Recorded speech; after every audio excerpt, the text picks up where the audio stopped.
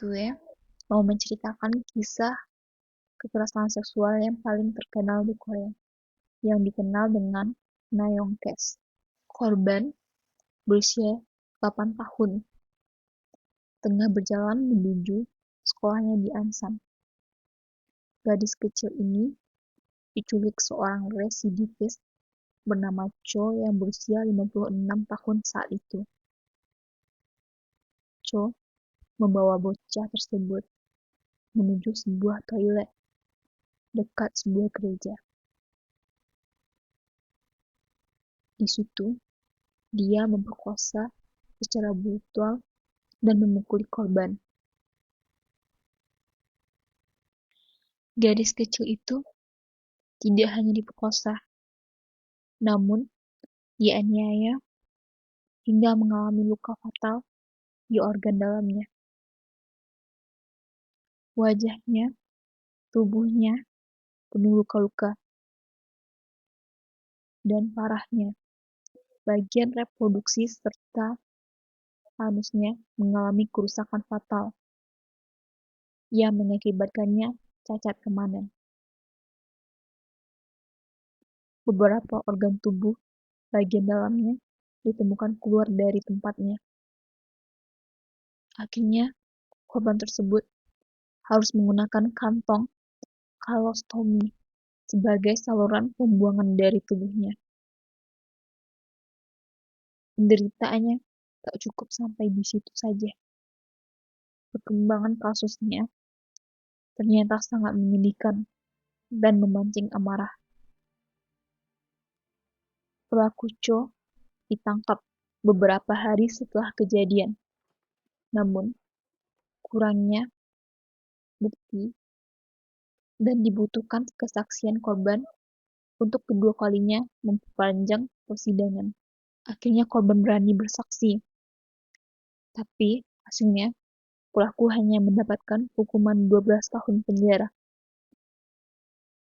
Dikarenakan saat kejadian, pelaku diyakini sedang dalam pengaruh alkohol dan tak sepenuhnya sadar.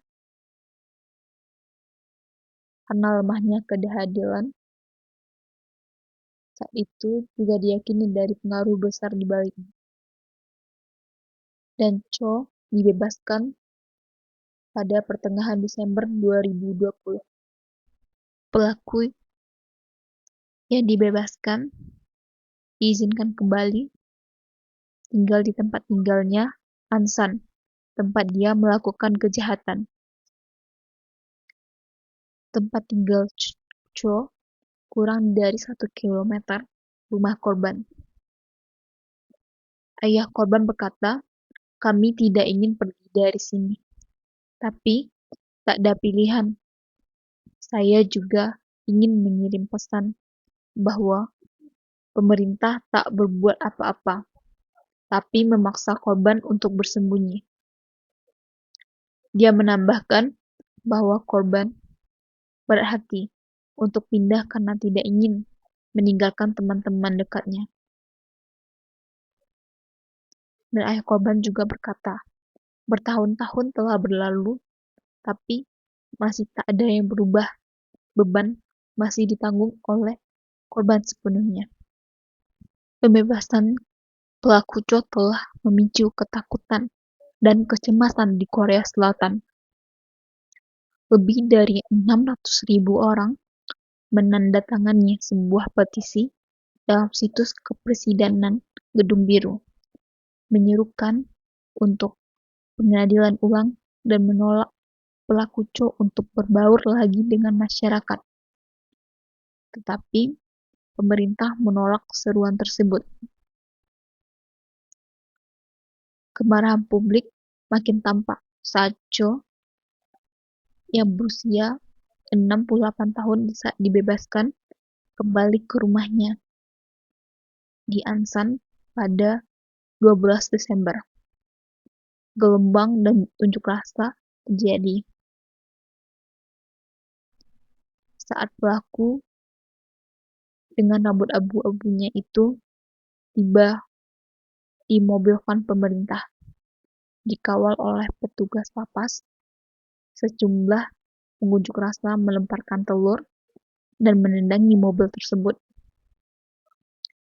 Untuk meredam kemarahan publik, kepolisian berjanji untuk mengawasi Cho sepanjang waktu, memasang 35 kamera pengawas, mendirikan pos polisi baru di sekitaran lingkungan rumah Cho.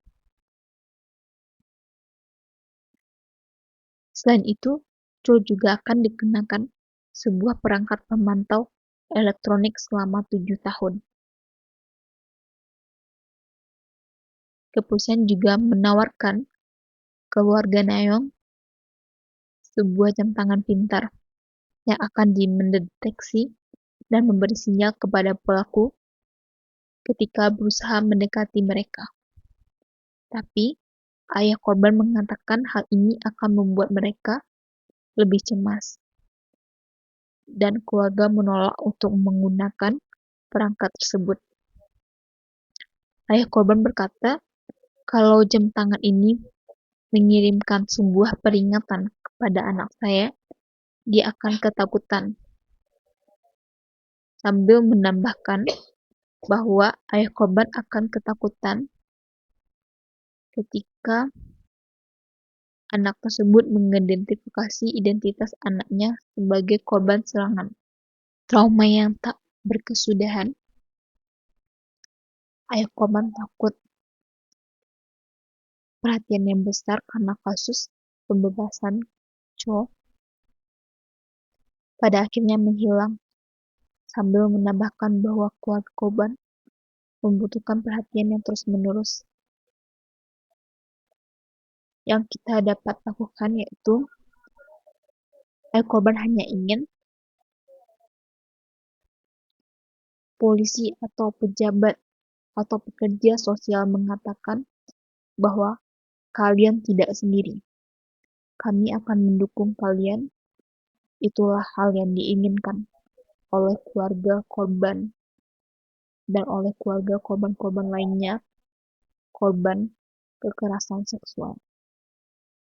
Bagi teman-teman yang tertarik dengan kasus-kasus yang terjadi di dunia dan film-film kriminal, jangan lupa like dan subscribe channel kita Kupas Jadi. Jangan lupa like dan subscribe channel kita Kupas Jadi.